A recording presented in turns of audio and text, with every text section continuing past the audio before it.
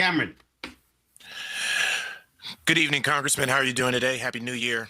My question is, as you mentioned, he's a master of kind of the shock and awe and allowing us to divert our attention to something that is extremely important and extremely disturbing. But going into the new year, we were really hyper focused on the rising healthcare costs. Now that those ACA subsidies are coming off the books, we were focused on the Epstein files and Trump and all those that were named in there and all the mountains of evidence that has come out over the last few weeks. We were focused on a lot of issues that were deeply affecting inflation and prices rising. And it seems that every time the news cycle and there's some momentum also in the people in Congress and other places around things that could actually help us or things that are going to make him look bad, something else major happens.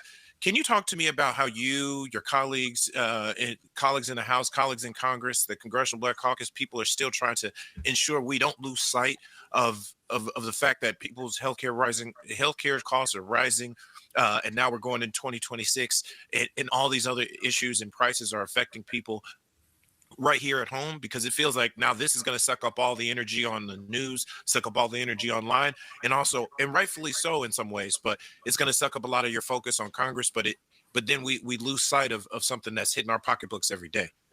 Well, that's something that the American people are not going to lose sight on. They could care less about what's happening in Venezuela as far as their democracy is concerned, and they're more concerned about the cost of healthcare and the cost of groceries. They're concerned that the rent is too damn high and can't afford to buy a house because of the private equity firms snatching up all of the real estate and then charging exorbitant prices for the real estate. They're concerned about the inability to pay for childcare. Childcare costs through the roof. And so those are pocketbook issues that the American people have on their minds, and they were lied to by Trump. He told them that you elect me and I'll lower cost on day one, and instead prices have gone up.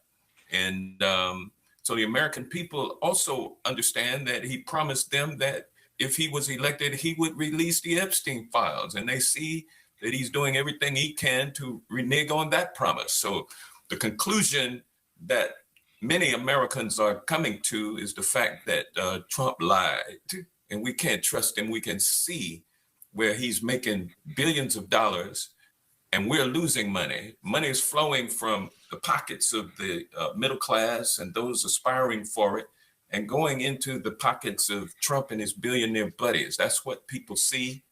And it's our job as leaders in Congress on the Democratic side to make sure that the people don't forget. And so we will be talking about those issues, but we'll also, it's also incumbent on us that we make sure that the people understand what Trump is doing with our military authority. And he has been turning that military authority on the people of the United States. But we've got a reprieve now with him going into Venezuela. He's distracted and has to use our assets in that way. And but it could all result in the plunder of the treasury and the lives of our young men and women who have to go to war to protect oil revenues for these oil barons out here.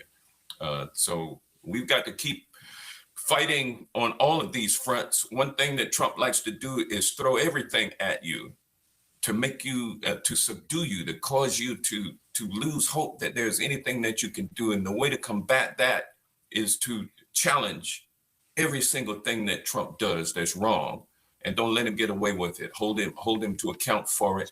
And there'll come a time when accountability will be there for Trump and his billionaire cronies who are plundering the wealth of this nation and putting it into their own pockets.